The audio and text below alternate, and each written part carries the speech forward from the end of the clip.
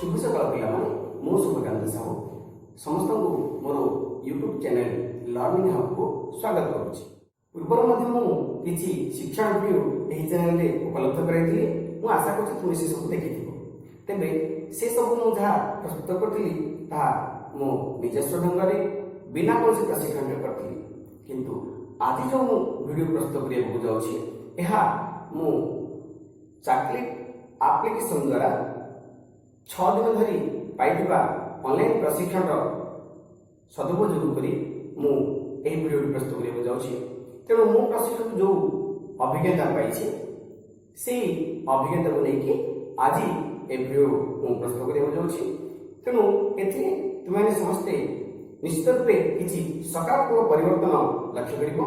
ଆଶା କରୁଛି ଆଜିର ଭିଡ଼ିଓଟି ତୁମକୁ ବହୁତ ଭଲ ଲାଗିବ ଏବଂ ତୁମେ ଏଥିରୁ ଶିଖିପାରିବ ମଧ୍ୟ।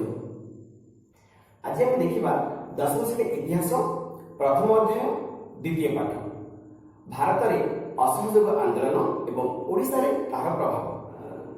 प्रत्येक आंदोलन गोटे पृष्ठभूमि थाए। तेबे असहयोग आंदोलन पृष्ठभूमि कौन ताहा बर्तमान देखा।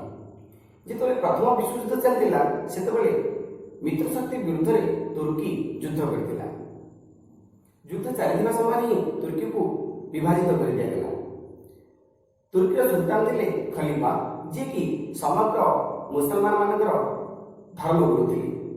तेणु सुल्तान एतादृश अवस्था देखी भारत में मुसलमान मान दुख प्रकाश तुर्की प्रति एतादृश व्यवहार भारतीय मुसलमान मान व्यथित करता।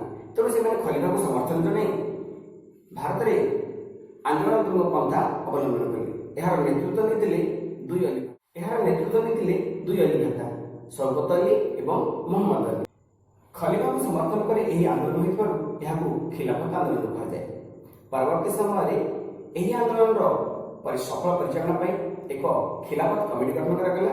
एथिरे अली नेता सहित मौलाना अबुल कलाम आजाद, हकीम हजमल खां एवं हर्षद मोहानी सदस्य रहे। तुम्हें जानी पिलाने मौलाना अबुल कलाम आजाद प्रकृत नाम था मोहिउद्दीन अहमद।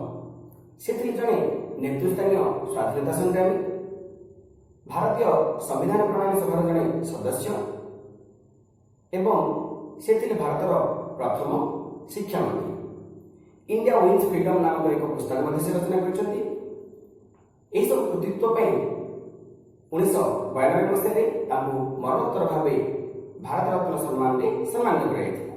तुर्की सुल्तान अधीन में यथेष्ट अंचल विशेषकर मुसलमान मान पवित्र स्थान गुड़िक जदि न आसे ताहले सरकार को असहयोग कर सरकार को वर्जन कर धमक दिया। यही धमक सत्वे प्रथम विश्वयुद्ध पर तुर्की पर लदी दी भेषज चुक्ति बल तुर्की सुल्तान अधीन अधिकृत बहु अंचल छड़े निगला।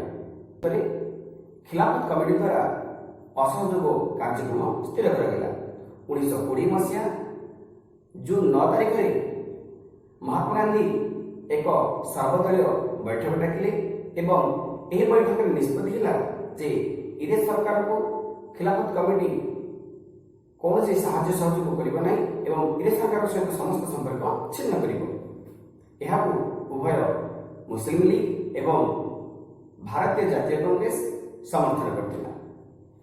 1920 मसीहा अगस्ट 1 तारिख दिन विधिवत भाव एवं आनुष्ठानिक भाव असहयोग कार्यक्रम आरंभ है असहयोग आंदोलन आरंभ है। यही दिन पूर्वाह्न लोकमान्य बाल गंगाधर तिलक देहांत होता। तिलक वियोगजनित शोक तथा आंदोलन विस्तृत प्रभाव फल सारा देश में हड़ताल तथा शोभायात्रा अनुष्ठित होता।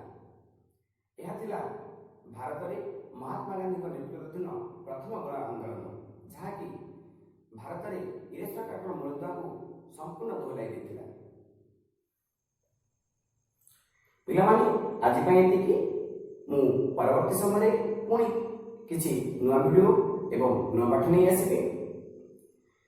तेबे जदि मोर वीडियो भल लगिला तेबे यह निश्चित रूपे लाइक एवं शेयर करिवो एवं जदि मोर चैनल लर्निंग हब को सब्सक्राइब न करितो ताहले सब्सक्राइब करबो जमा भूलिबनी। धन्यवाद।